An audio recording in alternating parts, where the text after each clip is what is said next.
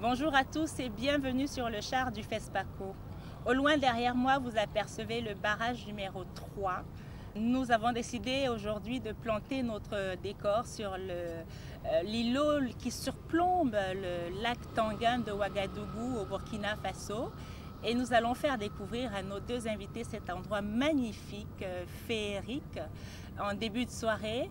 Et avec eux, évidemment, nous allons parler de choses et d'autres, du FESPACO, forcément, mais également des arts de la rue et de la promotion de l'audiovisuel panafricain. À tout de suite.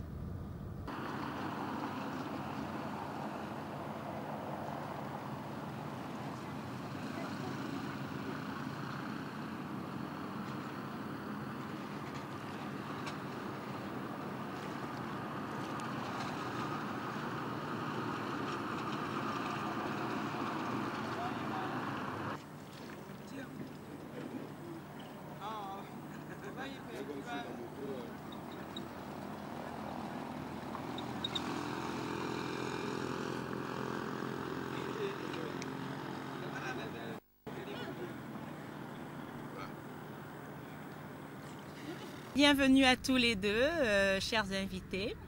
Dieudonné Kabongo, vous êtes cinéaste, comédien et poète congolais en Belgique. Vous êtes établi en Belgique, mais vous avez gardé votre nationalité congolaise. Et vous, Jean Digne, vous êtes... J'ai gardé ma nationalité marseillaise. Vous avez gardé votre nationalité marseillaise.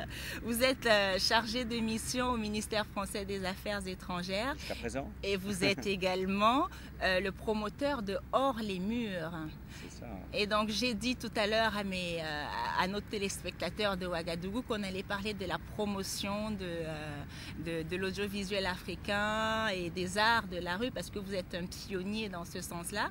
Mais avant cela, j'aimerais bien vous demander qu'est-ce que ça vous inspire d'être ici sur le lac Tanguin. Il paraît que c'est la première fois qu'une émission de télé se tourne à cet endroit précis, au coucher de soleil. Vous, le poète Dieudonné, qu'est-ce que ça vous inspire? Quand je vois ça, j'ai l'impression que tout est parti de là. Alors, ça porte un nom qui ressemble un peu à un lac de chez moi, parce que je suis d'origine congolaise, de la République démocratique du Congo, à Kinshasa.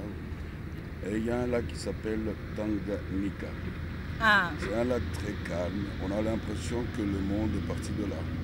Ouais. Mais qu'au fond de ce lac, il y a quand même tout un bouillonnement d'une vie qui ne demande qu'à exploser. Parce que vous croyez à la vie sous-marine? Bon, je crois à la vie au fond de l'eau? Vous croyez aux esprits de l'eau? Ben, je pense qu'il y a effectivement des choses qui nous dépassent et qu'entre nous, pendant qu'on parle, il y a une multitude de vies. Ouais. Que nous ne maîtrisons pas nécessairement, puisque nous ne sommes que de pauvres êtres humains. Mais enfin bon, il y a quand même une chose qui est magnifique, c'est qu'en parlant, on s'entend, et cela grâce à certaines choses qui se passent dans cette nature. Mais elle est paisible et c'est magnifique. J'adore cet endroit. Exactement. Et alors vous, Jean Digne, c'est vrai que vous êtes marseillais, vous êtes du sud de la France, Aix-en-Provence, Marseille. Donc voilà, c'est ça, le port de Marseille. L'élément aquatique, c'est quelque chose qui réunit. Ouais. Qui réunit deux rives, qui réunit les sources et ceux qui voyagent. Donc on se sent bien dès qu'il y a un élément de l'eau. Et puis on sait qu'on est constitué, je sais pas, de 90% de l'eau. On n'est que de l'eau nous-mêmes. Donc cet élément, d'ailleurs quelquefois il disparaît et c'est l'inquiétude, mais quand il apparaît et que surtout vous nous mettez au cœur de cette île, alors que les îles sont en train de disparaître puisqu'elles vont être mangées par la mer. On vous a souvent traité de visionnaire, d'avant-gardiste. Moi je pense que ce qui est intéressant, c'est que dans des villes, il y a toujours des espaces qui sont pas encore appropriés et qui restent un espace de liberté comme un jardin d'école, une école buissonnière, que là vous nous amenez dans un endroit qui n'est pas encore identifié, donc on peut rêver. Et le rêve est à portée de main, alors il suffit quelquefois de se décaler un petit peu, ce que vous nous offrez, on va rêver un petit peu. Alors rêvons. Dieudonné Kabongo, vous êtes là donc pour la 21e édition du FESPACO. Entre autres, vous avez des pièces de théâtre qui se jouent en ce moment Une à Ouaga? pièce qui a été montée dans le cadre des récréatrales ici au Burkina, c'est donc des résidences de formation, de création, et qui se passent tous les 2 ans, je crois, en alternance avec le FESPACO. Et là, on a monté avec des comédiens burkinabés que j'ai découverts, des magnifiques comédiens, une étape de Che Guevara qui m'a complètement échappé.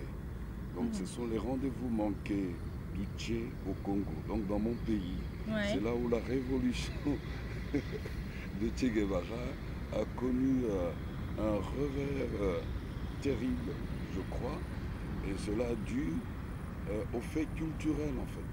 Ouais. Les Cubains qui arrivent dans ce pays et qui ne connaissent pas vraiment, ce n'est pas le côté armé qui a échoué, mais c'est un côté psychologique et un côté compréhension qui était absent, et voilà.